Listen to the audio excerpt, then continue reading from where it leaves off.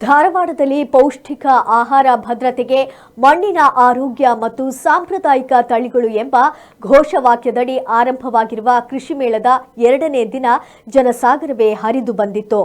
2ನೇ ದಿನ ಭಾನುವಾರವಾಗಿದ್ದರಿಂದ ರಾಜ್ಯದ ಮೂಲೆ ಮೂಲೆಗಳಿಂದಲೂ ಜನ ಬಂದಿದ್ರು. 2ನೇ ದಿನ ಕೃಷಿ ಮೇಳದ ಭಾಗವಾದ ಬೀಜ ಮೇಳವನ್ನ ಕೃಷಿ ವಿಶ್ವವಿದ್ಯಾಲಯದ ಕುಲಪತಿಗಳು ಹಾಗೂ ರಾಜ್ಯಪಾಲರಾದ ಥಾವರ್ ಚಂದ್ ಗೆಹ್ಲೋಟ್ ಉದ್ಘಾಟಿಸಿದರು.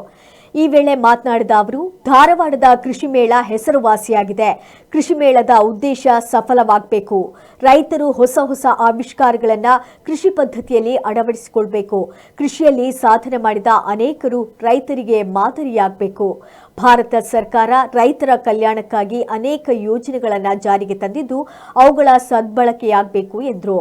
ಇದೇ ಸಂದರ್ಭದಲ್ಲಿ ಕೃಷಿಯಲ್ಲಿ ವಿನೂತನ ಸಾಧನೆ ಮಾಡಿದ ಕೃಷಿಕರು ಹಾಗೂ ಮಹಿಳೆಯರಿಗೆ ರಾಜ್ಯಪಾಲರು ಸನ್ಮಾನಿಸಿ ಗೌರವಿಸಿದರು.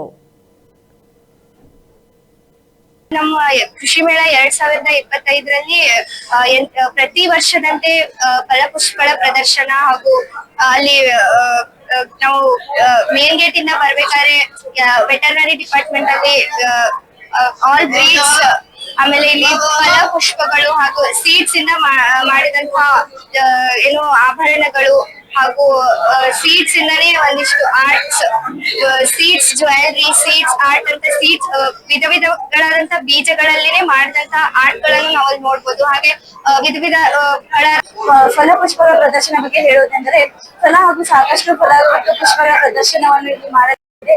ರೈತರಿಗೆ ಗೊತ್ತಿಲ್ಲದ ಫಲಗಳು ಹಾಗೂ ಪುಷ್ಪಗಳ ಬಗ್ಗೆ ಮಾಹಿತಿ ಕೊಡಲು ಅಥವಾ ಅವುಗಳ ಬೆಳೆಯನ್ನು ಹೇಗೆ ಬೆಳೆಯಬೇಕು ಎಂದು ಮಾಹಿತಿ ನೀಡಲು ಒಂದು ಅರೇಂಜ್ಮೆಂಟ್ ಅನ್ನು ಮಾಡಲಾಗಿದೆ ಎಂದು ಹೇಳಲಾಗುತ್ತದೆ.